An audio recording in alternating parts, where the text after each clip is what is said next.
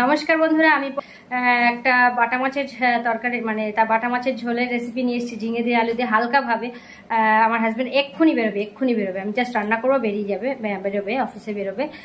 তো বাটা মাছের ঝিঙে দিয়ে আলু দিয়ে পাতলা হালকা ফুলকা ঝোল করব আমি।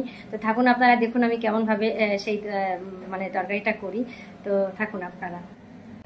এই দেখুন, মাছগুলোকে আমি ভালো করে ধুয়ে নুন হলুদ মাখিয়ে ভেজে নিয়েছি। এবার আমি কড়াইতে দেবো কিছুটা সরষের তেল দিয়ে দিয়েছি, কালো জিরে ফোড়ন দিয়েছি, আর দিয়েছি কয়েকটা কাঁচা লঙ্কা চেরা। ওটাকে একটু নাড়াচাড়া করে আমি দিয়ে দেবো ওর মধ্যে কিছুটা পেঁয়াজ কুচি।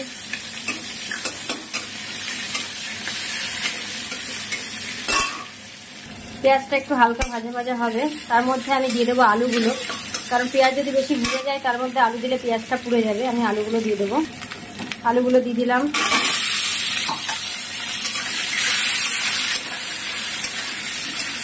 দিয়ে একটু নাড়াচাড়া করে নুন দিয়ে চাপা দিয়ে রেখে দেবো।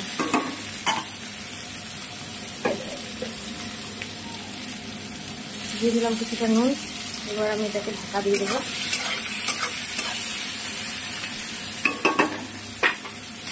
কিছুক্ষণ ঢাকা দিয়ে রাখবো। এবার ঢাকনাটা তুললাম।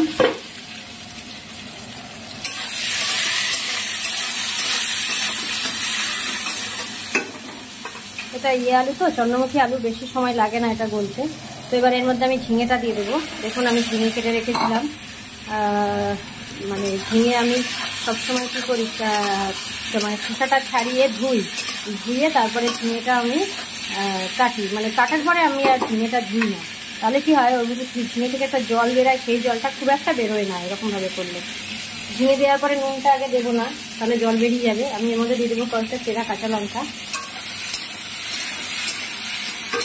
নুনটা অবশ্য যেহেতু আলুতে আমি দিয়েছিলাম আগে, ঝিঙেটা এখন আর আলাদাভাবে দেওয়ার কোনো দরকার নেই। এবার দিয়ে দেবো হলুদ।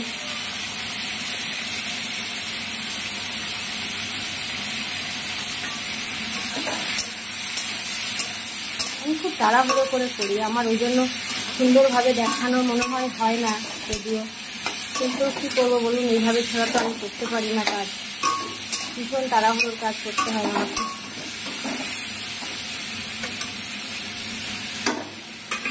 এখানে আর ঢাকা দেবো না, কারণ ঢাকা দিলে ওটা জল বেরিয়ে যাবে। দিয়ে দেবো কিছুটা নুন।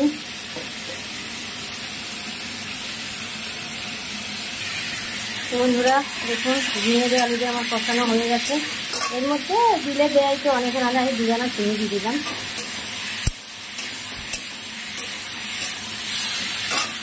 এবার আমি ঝোল দিয়ে দেবো।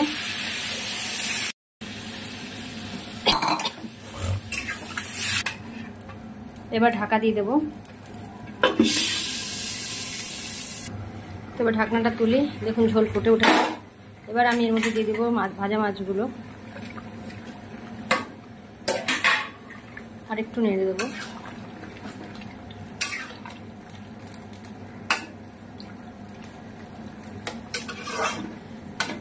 ঢাকা দিয়ে দেবো। ঢাকা দিয়ে ফুটে উঠলেই বাস রেডি হয়ে যাবে মাছের ঝোল। বসে বসে ঘুমাচ্ছে দেখুন আমার হাজব্যান্ড, আমার রান্না হবে তারপর খাবে, সেই অপেক্ষাতেই আছে। দেখি ঢাকনাটা খুলি এবার। তো হয়ে গেল বন্ধুরা আমার ঝিঙে দিয়ে আলু দিয়ে হালকাভাবে বাটা মাছের ঝোল। এই গরমের দিনে একদম উপযুক্ত খাবার, আপনারাও খেয়ে দেখবেন। তবে আমি এর মধ্যে আরও একটা জিনিস অ্যাড করব, সেটা হচ্ছে চেরা কাঁচা লঙ্কা। এই ধরনের মাছের ঝোল নামানোর আগে আমি একটু কাঁচা লঙ্কা দিয়ে থাকি, তাতে কি হয় এর ফ্লেভারটা যা আসে না, লঙ্কার ফ্লেভারটা দারুণ হয়।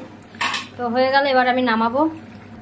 তো বন্ধুরা হয়ে গেল আমার ঝিঙে দিয়ে আলু দিয়ে বাটা মাছের ঝোল। খুব সহজে সিম্পলভাবে আমি কিভাবে করলাম দেখলেন আপনারা।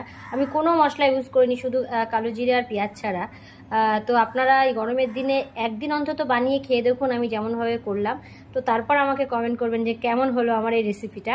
তো আজকের মতো তাহলে টাটা। আর আমার রেসিপিটা কেমন হলো প্লিজ আমাকে জানাবেন। আজকের মতো টাটা বন্ধুরা।